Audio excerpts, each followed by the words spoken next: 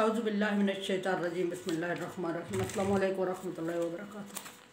सूरह अनाम मेरे सामने है और सूरह अनाम की आयत नंबर 152 शुरू करूँगी आज और रुकू नंबर 6 पारा नंबर 8। आयत नंबर 151 से अल्लाह तबारक व तआला ने हराम करदा चीज़ों का बयान शुरू किया। अल्लाह तबारक व तआला की हराम करदा चीज़ें फ़हरिस्त में जा रही हैं और पहली जो थी अल्लाह के साथ ला तुश्रिकू बिही शैया, दूसरी बिलवालिदैन ihसाना, तीसरी ला तक़्तुलू औलादकुम,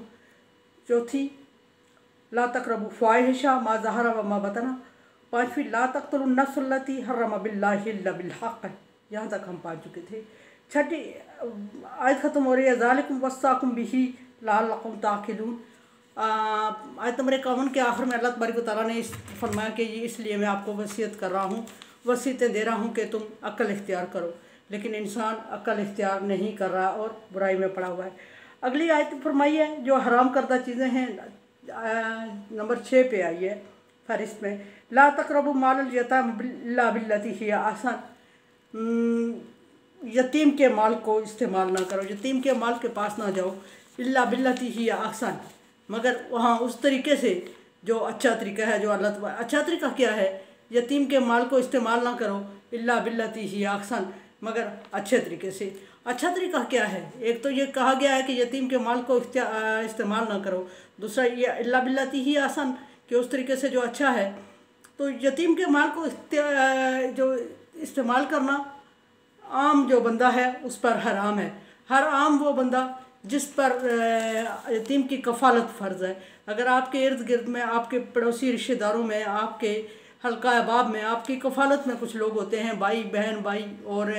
इस तरह भतीजे भतीजियाँ, भांजे भांजियाँ, तो वो अगर यतीम रह जाते हैं तो उनकी कफ़ालत आप पर फ़र्ज़ हो जाती है,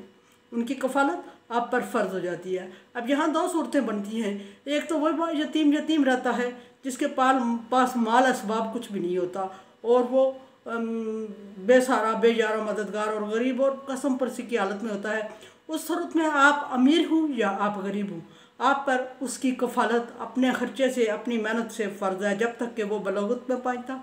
या तावक्त के वो कुछ थोड़ा बहुत आपका हाथ बटाने के काबिल हो जाए तो आप उसको साथ मिला लें ताकि वो आपका हाथ बटाए और आप पर बोझ न हो। या ये कि अगर उसके लोग इर्द गिर्द के हल्का अहबाब में से कोई लोग सपोर्ट कर रहे हैं या कुछ कंपनसेट कर रहे हैं, तो उस सूरत में उसका जो अखराजात उठाए जा रहे हैं लोगों की तरफ से, तो वो भी ठीक है एक हद तक। लेकिन कफ़ालत की ज़िम्मेदारी प्रॉपरली उस बंदे की हो जाती है जो उसका सबसे करीबी रिश्तेदार है। हाँ, एक सूरत वो बनती है कि अगर कोई दूसरा रिश्तेदार थोड़ा दूर का अपनी ज़िम्मेदारी में उसकी कफ़ालत की अपनी ज़िम्मेदारी में ले लेता है, तो उस सूरत में उसका करीबी रिश्तेदार उसकी ज़िम्मेदारी से सबकदोश होता है। लेकिन वो भी उस सूरत में कि निगहदाश्त और निगरानी उसका फ़र्ज़ है और वो उसकी निगरानी रखे कि उसके भाई भांजे भतीजे या उसके जो भी है उसको कोई मिसगाइड नहीं कर रहा है, मिसयूज़ तो नहीं कर रहा है, मिसब्रीफ तो नहीं कर रहा है, तो उस पर नज़र रखनी चाहिए। अब रही बात यतीम के माल की, तो यतीम अगर ये तो वो यतीम था जिसकी मैंने जिक्र किया, जिसके पास कुछ भी नहीं है, वो कसम पुरसी की हालत में ज़िंदगी गुजार रहा है या लोगों की रहम करम में है या मदद पे ज़िंदगी गुजार रहा है, उस सूरत में यतीम की वली पे। लेकिन अगर मालदार यतीम है, अगर ऐसा बंदा है जिसका बाप बहुत ज़्यादा माल मता या कुछ इस हद तक छोड़ के मरा है कि जो उसके लिए काबिल इस्तेमाल है, या जब तक वो जवान होता या किसी टाइम तक पहुँचता उस वक्त तक उसके माल को इस्तेमाल किया जाता है, तो उसके माल के बारे में हुक्म है कि उसके माल को अपने माल में शामिल करके उसको हथियाल ना कर दो, उसको बेजारो मददगार ना कर दो, उसको लोगों के रहमो करम पे ना छोड़ दो, बल्कि जो उसका माल है वो उस पर खर्च करो और वो उसको एहसास दिला के खर्च करो ताकि उसको पता हो कि मेरे बाप की छोड़ी हुई जायदाद में से मैं पल रहा हूँ या मेरे अखराजात पूरे हो रहे हैं। ताकि कुछ लोग ऐसे होते हैं, कुछ बच्चे ऐसे होते हैं जो कि ज़रा सेंसिटिव होते हैं और जब वो सेंसिटिव होते हैं तो फिर वो दूसरों के जब माल को इस्तेमाल कर रहे होते हैं तो उन पर वो असरात मुरतब नहीं होते जो होते हैं उन्हें चाहिए, और वो क्वालिटीज़ वाइज बहुत अच्छे होते हैं और उनकी क्वालिटीज़ इस तरह दब के रह जाती हैं। और तीसरी बात यह है कि उसके माल को अगर तो आप मालदार हैं, आप भी साब इस्तिताअत हैं और खाते पीते घराने से हैं और आपके अखराजात अपने खर्चे अच्छे पूरे हो रहे हैं, आपके अपने बच्चे भी हैं, तो अगर आपका निज़ाम चल रहा है तो उसके माल को सेव रखें उसके बालग होने तक, और उसके माल में से इस्तेमाल में ना लाएं। अपने माल में से उसकी कफ़ालत करें, अल्लाह तबारक व तआला आपको बरकत देगा, और उसके माल उसकी कफ़ालत के बदले में अल्लाह तबारक व तआला आपको आपके माल में बरकत पैदा करेगा और आपके बच्चों में भी, और वो आपके लिए बहुत अच्छा है। लेकिन अगर ये नहीं अफोर्ड कर रहे हैं आप, तो फिर उसके माल को इस्तेमाल करें, या अक्सर अच्छे तरीके से क्या कि उतने माल उसमें उसके माल में से, उसके रुपये पैसे में से, उसकी जायदाद में से इतना खर्चा निकालें जितना कि उसकी ज़रूरत है, जितना कि उसके अखराजात पूरे हो रहे हैं। अब यहाँ के से एक बंदे के 10 बच्चे हैं और वो ख़ुद मुफलिस है, इतना अम्मी मुफलिस नहीं भी है, लेकिन बड़ी मुश्किल से उसका निज़ाम चल रहा है सफ़ेद पोशी से, और वो एक और बच्चे को अफोर्ड नहीं कर रहा है, तो वो बच्चा उसके ज़िम्मे आ गया है और वो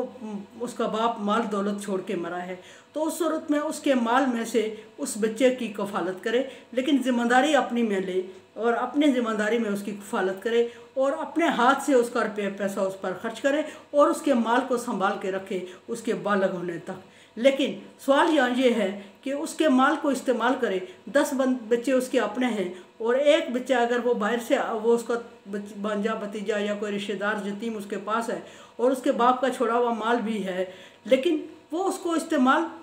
अपने खर्चे में से उसको सपोर्ट नहीं कर रहा है, तो यह अक्सर क्या होगा? यह अक्सर उसकी सूरत में ये होगा कि उसके माल में से इतना हिस्सा ले ले जितना कि उस बच्चे के अखराजात आते हैं। पहले तो इस्लाम में ये हुक्म आया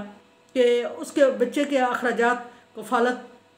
अलहदा की जाए, और उसके अखराजात अलहदा, उसके खाना पीना अलहदा, उसके रुपये पैसे में से किया जाए। लेकिन ये घर वालों के लिए मैनेज करना मुश्किल हो गया, इसलिए कि एक बच्चे के लिए अलग खाना पकाना और उसको सपोर्ट करना, उसके अलग कपड़े धोना, उसके सामान अलग लाना और संभालना, ये काफ़ी मुश्किल काम था। तो फिर अल्लाह तबारक व तआला ने उसको ये हुक्म दे दिया, ये आसानी कर दी कि ये अक्सर उसको मिलाओ, मिक्स करो, परसेंटेज के हिसाब से उसको लो। अगर आपके 10 बच्चों का जो खर्चा आ रहा है और 11वां बच्चा वो है, तो 11वें पे डिवाइड करो, और 11 बंदों का जितना खर्चा आता है इतना उसके रुपये पैसे में से निकाल के, उसकी जायदाद में से निकाल के उस पर खर्च करो, और उस वक्त तक खर्च करो जब तक कि वो बालग होता है या कमाने के काबिल होता है या अपने आप को सपोर्ट करता। अच्छा, जब भी वो यतीम बच्चा बालग होता है तो जो उसकी बाकी मानदा रकम है, बाकी मानदा जायदाद है, वो 2 गवाहों की सूरत में उसको वापस की जाएगी। अब बालग कब होगा? बलोग की हद मुकर्रर नहीं है, ज़हनी तौर पे बालग होना मुराद है। कोई बच्चे बहुत एफिशिएंट होते हैं, और अगर वो तालीम याफ्ता पढ़ा लिखा बच्चा है तो 18 साल की एज में बालिग हो जाते हैं, लेकिन 18 साल की एज में जायदाद वाला बच्चा अपनी जायदाद नहीं संभाल सकता। सोसाइटी में, माशरे में उसके लिए 100 प्रॉब्लम खड़े हो जाते हैं। इसलिए उसको वक्तन फ़क्तन अपने साथ रखे और ट्रेनिंग दे, और आजमाता रहे कि किस वक्त वो बलोगत तक पहुंच गया, और उसको चीज़ें सिखाए। और जब सीखने के बाद जब वो बलोगत तक पहुंच जाएगा और वो महसूस करे कि अब ये अपने कारोबार को संभाल सकता है, तो 2 गवाहों की मौजूदगी में पिछले जो उस पर अखराजात आए हैं उनका हिसाब करके सारा उसको दिखा के सामने, और उसकी बाप की जायदाद उसके हवाले कर दी जाए। हाँ, एक बात अब ये आती है कि अगर 2 गवाहों की मौजूदगी में उसके बाप की जायदाद उसके हवाले कर दी गई, तो क्या बिल्कुल ही उससे ताल्लुक़ तोड़ दिया जाए? ऐसा मुमकिन नहीं है। कारोबार को या उसकी जायदाद को जो सपोर्ट करना है, जो संभालना है, जो उस पर नज़र रखनी है, वो खुद रखें, लेकिन अखराजात या तरीक़ाकार मरतब करे, या बच्चे को उसकी मौजूदगी में उसके अपने हाथ से खर्च करने का तरीका सिखाए, और ट्रेनिंग दे के माल बच्चे के हवाले किया जाए। हत्ता यबलगु अशुद्दह, जब तक कि वो बलोगत में पहुँच जाए। अब हमारे यहाँ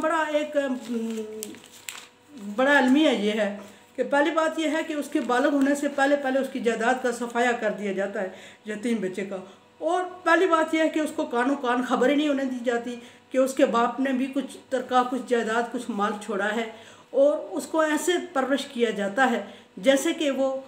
किसी दूसरे के रहम करम पे है, या उनकी खैरात खा रहा है, या उनके हाथ पे है, या उनका मोहताज है। इस सूरत में बच्चे की क्वालिटीज़ कभी भी बालग होने तक नहीं पहुंचती, वो डल होती जाती हैं जब तक कि उसको पता नहीं होगा कि उसका बाप भी कुछ जायदाद, कुछ तरका छोड़ के मरा है। अगर उसका अंदाज़ा होगा तो उसकी वो जो क्वालिटीज़ हैं वो ग्रो करती जाएंगी, बढ़ती जाएंगी, और वो एफिशिएंट रहेगा, उस पर ज़हनी दबाव नहीं होगा, और वो बच्चा जल्दी बलूगत तक, ज़हनी तौर पर बलूगत तक पहुंच जाएगा। लेकिन अगर आप उसको बताएंगे नहीं तो उसके जहन में एक बात मुसलसल वार्निंग देती रहेगी कि तू दूसरों के टुकड़ों पे पल रहा, दूसरों पे बोझ है, दूसरों के रहम करम पे है, तो फिर वो ज़हनी तौर पे बालक कभी भी नहीं हो सकता, या बहुत देर में जाके होता है। फिर हमारे सोसाइटी में ये मसला कर दिया जाता है कि बच्चे को कान खबर नहीं होती, उसके बाप की जायदाद हड़प कर दी जाती है अगर बहुत छोटा था। लेकिन अगर थोड़ा बड़ा था, उसको थोड़ी बहुत सेंस होती है कि मेरे बाप की जायदाद थी, तो फिर वो उसके परवरिश होने तक इतने लंबे खाते और अखराजात बना दिए जाते हैं कि जब बच्चे के बालग होने का टाइम आता है और जायदाद उसके हवाले करने का टाइम आता है, तो उस वक्त जब उसको फ़हरिस्त दिखाई जाती है तो वो और मकरूज़ होता है, और उसकी कर्ज़े की फ़हरिस्त या उसके अखराजात की फ़हरिस्त उसके बाप के छोड़े हुए तरके से कहीं बड़ी आगे होती है, जिसकी वजह से यतीम को कुछ भी नहीं मिलता, और हिया अक्सन के फार्मूले पे हम अमल नहीं कर रहे होते हैं। एक और बात यह है कि जब बच्चा बालक होता है तो उसको सारी चीज़ें इधर उधर से वार्निंग मिल रही होती है और उसको समझ बूझ होती है, तो बच्चे की ज़हनी तौर पे इतनी कोफ्त और इतनी अजियत दी जाती है, इतना टार्चर किया जाता है कि बच्चा ज़हनी तौर पे हिम्मत ही नहीं करता, और उसको वो कॉन्फिडेंस दिया ही नहीं जाता कि वो अपने माल को संभालना या मुतालबा करना या अपने बड़ों के सामने खुल के बात करने की हिम्मत और ज़रूरत कर सके। इस तरह की तरबियत और ट्रेनिंग यतीम बच्चे की कतई नहीं करनी चाहिए। उसको परवरिश करने का, यतीम बच्चे की परवरिश करने का मतलब ये है कि उसको इस काबिल बनाया जाए ज़हनी और जिस्मानी तौर पे कि वो अपने बोझ को ख़ुद संभाल सके, अपने आप को अफोर्ड कर सके और अपनी ज़रूरियात को पूरा कर सके। ये नहीं इस तरह यतीम बच्चे की कफ़ालत की जाती है और दुनिया के सामने रिकॉर्ड होता है कि उसको यतीम बच्चे की कफ़ालत कर दी हमने, और वो इस तरह उसकी परवरिश कर दी जाती है कि पसमानदा हो जाता है ज़हनी तौर पे, और वो कभी भी ज़हनी तौर पे बालिग नहीं होता, और अगर हो भी तो दूसरों के प्रेशर और खौफ से वो जिन बड़ों ने उसको परवरिश किया है उनकी नस्लों तक का वो एहसानमंद रहता है, और उनके सामने नज़र उठा के बात नहीं कर रहा होता है, और मांगने की ज़रूरत तो क्या, उनके सामने उसको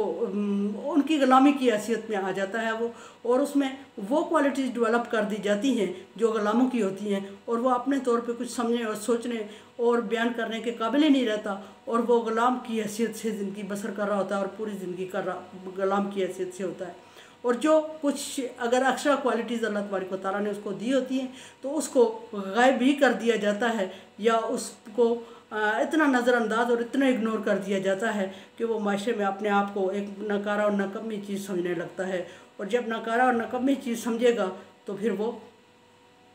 कभी भी ग्रो नहीं करेगा, और कभी भी माशरे का कारामंद शहरी नहीं बनेगा, और कभी भी ज़हनी तौर पर बालिग नहीं होगा, और कभी भी बलागा अशुद्ध हो। जिस बलोगत का अल्लाह तबारक व तआला जिक्र कर रहे हैं ज़हनी तौर पे, उस बलोगत तक वो नहीं पहुँचेगा, क्योंकि उसकी ज़हनी सलाहियत ही ख़त्म कर दी जाती है, उसकी सोचने समझने की सलाहियत ही ख़त्म हो जाती है, और वो कभी और इस तरह यतीम की कफ़ालत ना करें। अगर अल्लाह तबारक व तआला ने उसको माल दिया हुआ है तो उसके माल के आप ज़िम्मेदार हैं, यतीम के साथ साथ उसके माल को भी संभालें, और उस वक्त तक जब तक वो यतीम जवानी को पहुँचता, और उसके अखराजात अगर बढ़ रहे हैं तो उसके माल हवाले करते हुए उसके अखराजात की फ़हरिस्त उसको दिखा दी जाए, ताकि वो अपने अखराजात को जब अपने बाप की जायदाद से पूरा करेगा तो उसका कॉन्फिडेंस लेवल हाई होगा, और कॉन्फिडेंस हाई होगा तो वो आगे कुछ करने की और सलाहियत रखेगा। अदरवाइज़ उसकी सलाहियतें, उसकी क्वालिटी सारी हम लोग दब के रख देते हैं, और जब वो दब जाती है तो फिर वो बच्चा किसी काम का आगे अगली ज़िंदगी के लिए, पिछली तो वो गुजारा या ग़ुलामी में बाप की जायदाद के होते हुए, लेकिन अगर वो आगे कुछ करने के काबिल है तो वो अगली ज़िंदगी में भी नकारा और नकम्मा हो जाता है, क्योंकि वो पिछले नुकसानात को पूरे करते करते ज़िंदगी गुजार चुका होता है, और अगले तक पहुँचने तक उसकी ज़िंदगी खुदा न खास्ता या फिर नकारा हो जाती है या फिर ज़िंदगी ख़त्म ही हो जाती है। तो मेरे चैनल को आप सब्सक्राइब कर रहे हैं। Thank you so much. Like dislike as you like. अल्लाह हाफिज़।